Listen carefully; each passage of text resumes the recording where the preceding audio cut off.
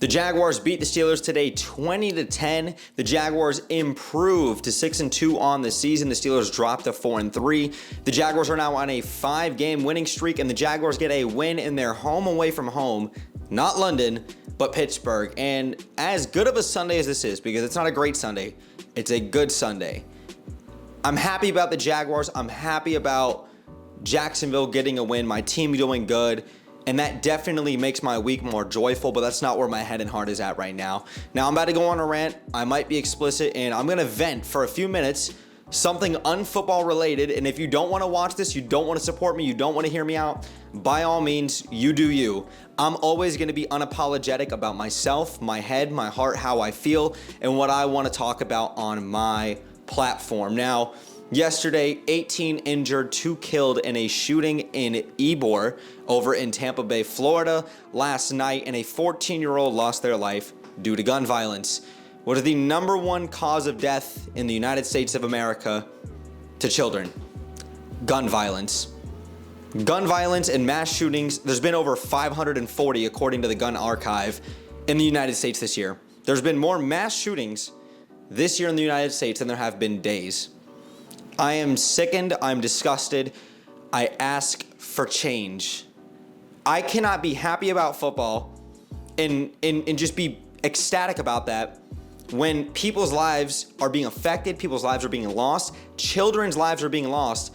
If Sandy Hook wasn't enough, nothing is gonna change. If the Orlando shooting at the club was not gonna be enough, it's never gonna be enough. Las Vegas, the one in Maine this past weekend, I could go on and on and on. I'm disheartened, I'm sickened, and it disgusts me.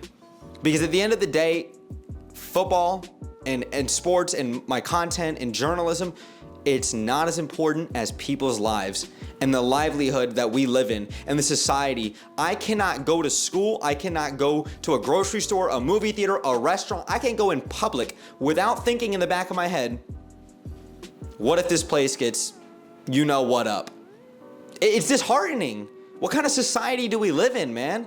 And don't hit me with the, oh, Brett, I come to your channel and I watch your stuff to escape politics. Bro, I'm gonna speak my mind. Don't hit me with the, what would you do since you're sitting here talking about reform and gun violence in this country and how it's an issue? Buddy, I'm not a politician.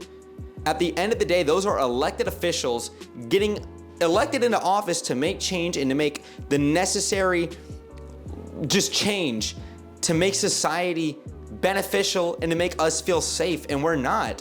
Nobody in this country is, man. You can't go out and do anything without thinking about this stuff, man. And it's just disheartening, man. I cannot be happy, man.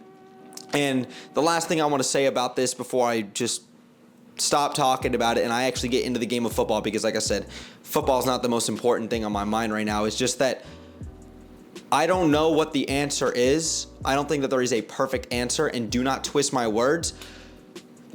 But I just want there to be change.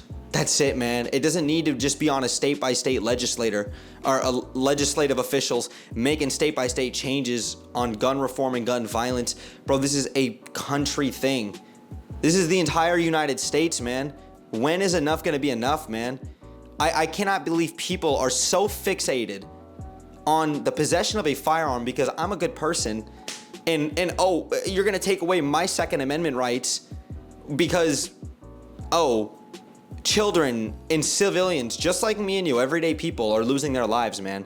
Pathetic, bro. Where's the empathy? Where's the empathy for people losing their lives, their livelihoods, for children losing their lives?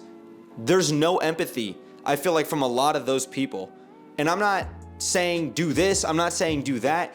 I'm just saying I cannot believe so many Americans are so fixated on a materialistic item that they have little to no empathy, because we're desensitized to this, on children and civilians just like me and you losing their lives. Unbelievable. I'm sickened, I'm disheartened. That's the last thing I'm gonna say about this, and just know that I'm always gonna speak my mind. Now let's go ahead and actually talk some football, even though I'm not really in the mood. Like I said, the Jaguars win this game 20-10. I don't wanna hear any excuses coming from Steeler fans about this, because the Jaguars have consistently won in Pittsburgh. Don't hit me with the past with, oh, look at how many rings we got. Look at how successful our franchise has been. The Jaguars own the Steelers in Pittsburgh. Plain and simple. Go back to 07, the Jaguars win in Pittsburgh twice. Go back to 2017, the Jaguars win in Pittsburgh twice. The Jaguars go up to Pittsburgh again, we win in Pittsburgh. It's what we do. Also, I feel bad for Kenny Pickett. He left the game, didn't come back. I feel bad for Minkah Fitzpatrick. He left the game, didn't come back. The Jaguars were dealing with injuries as well too.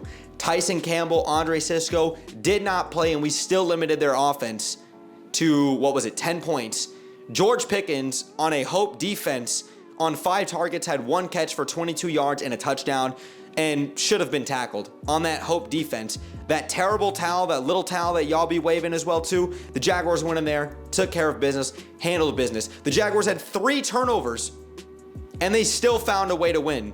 On the road in inclement weather. It wasn't pretty, but a win is a win. So I don't want to hear nothing about the refs. I don't want to hear any excuses coming from Steeler fans. The Jaguars had their own issues. The Steelers had their own issues. The Jaguars took care of business. Upgrade to 6-2. Steelers dropped to 4-3, and the Jaguars are doing their thing. I'm the biggest Broncos fan right now because I hope that they beat the Chiefs today, even though that's probably not going to happen.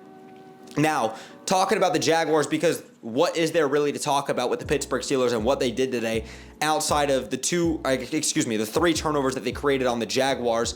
Let's talk about the Jaguars. Trevor Lawrence today, 24 of 32, 292 yards passing, 1 touchdown, 1 horrific interception. First and goal, bro, chew the ball, throw the ball away. It's first and goal. Horrible play by Trevor Lawrence. Otherwise, phenomenal game in the rain. And he had a 100 passer rating. Travis Etienne, top 3 running back in the NFL. Debate a wall, if you will. 24 carries for 79 yards. He also chipped in 3 catches for 70 yards and that reception touchdown on that 56-yard grab. Hell of a game by Travis Etienne. Evan Ingram led all receivers with 10 receptions for 88 yards. Calvin Ridley, 6 receptions for 83 yards. Just an overall great game from the receiving corps, especially in inclement weather. Yes, the defensive backs were not out there catching the ball. Trey Herndon could have potentially had an interception.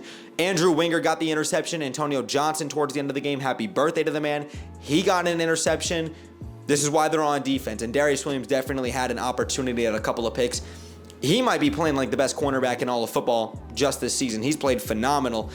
Defensively for the Jaguars, like I said, the Jaguars defense without Tyson Campbell and Andre Sisco, 2 of the best young secondary players in the game of football, the Jaguars still limit the Pittsburgh Steelers offense to 10 points. Matt Canada obviously needs to be fired. Something needs to change with the Pittsburgh Steelers, even with the change at quarterback, because Kenny Pickett went down. The Jaguars defense did their thing. The Jaguars are winning in spite of their offense. Let me say that again. The Jaguars are winning in spite of their offense. That doesn't mean the Jaguars offense hasn't been good, hasn't been great at times, but the Jaguars defense is the backbone of this team, and they're probably going to upgrade to it before the trade deadline as well too. Foye Oluokun led the Jaguars with 11 tackles. Devin Lloyd had 2. Darius Williams did some great things, locking down on the outside, like I said. Trayvon Walker, 1 sack today. Josh Allen, 2 sacks today. He adds on to his total. He might be first in the NFL or tied for first in the NFL with Danielle Hunter. The Jaguars defense did an exceptional job today. The Pittsburgh Steelers' first 4 offensive drives all led to punts. And then I think they went 93 yards for a touchdown the following one, or maybe it was a field goal. I can't remember off the top of my head. The point is, the Jaguars went out there, took care of business in home away from home. The Jaguars still own the Steelers in Pittsburgh. And the Jaguars just did their thing. The Jaguars are one of the hottest teams in all of football right now. I'm very happy the Jaguars won. Like I said, my head and my heart is not there. I know you guys can hear it in the tone of my voice. And that is all I'm going to say about this game, except for Brandon McManus. Hell of a game. 4-4, hit multiple 50-yarders. Just absolute hell of a game by Brandon McManus. Now, that is all I'm going to say about this video. I don't even want to do a proper outro. I didn't even do a proper introduction. Just know that the Jaguars are heading into the bye week feeling good. I'm going to be feeling okay, hopefully later, even though my head and my heart is still not feeling great. And I'm just happy that the Jaguars won as of right now. I hope you guys have a good Sunday. Please think about those lives that have been affected in Tampa and everywhere across the United States, because it's disheartening and it's sickening.